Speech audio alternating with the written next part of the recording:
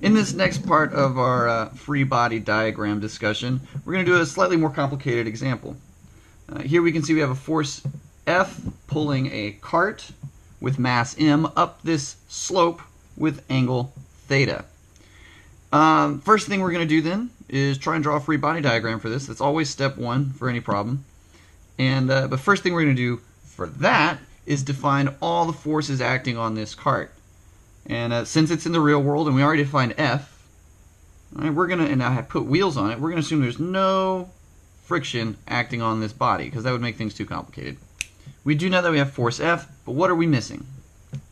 We're missing the force of gravity acting on this body. Because it's still acting on this body. I won't write mg. This is just gravitational acceleration.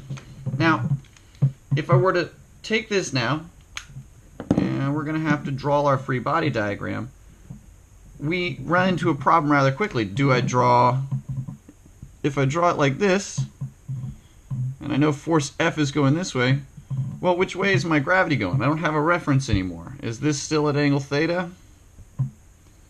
You see the problem. So we have to define our coordinate system appropriately before we can begin. And the way I suggest we do this is you make sure one of your axes of your coordinate system, which is just going to be the x, y coordinate system, line up or align with one of your forces.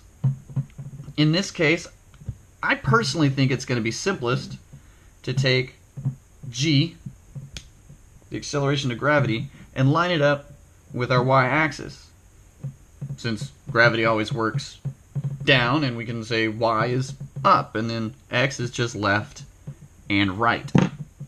So what we'll have then is we'll put our box right in the center of this coordinate system.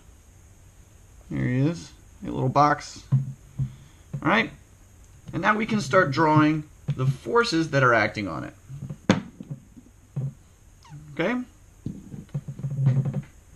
From here, we see that gravity, I'll draw all of our forces in blue. So gravity is going to be acting straight down with magnitude mg, because we know that's how gravity is defined. Now we come to our force F, and it becomes a little tricky. Well, I can take this same xy coordinate system now, and I can say, well, where is it on this? And the answer is, well, if you put it right here and you keep everything lined up, we have our y-axis, and we have an x-axis right here. Then, it gets pretty simple, right? If I just shift this here, one more time,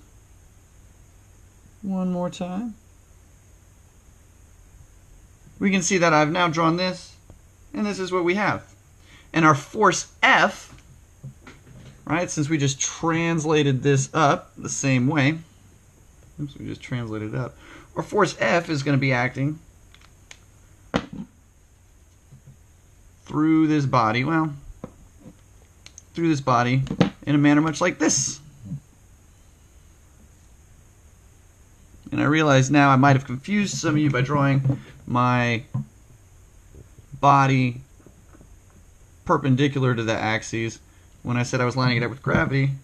So I'll redraw this where my body's lined up like this, but my force vector is now lined up properly as it is over here. I said I would draw these in blue.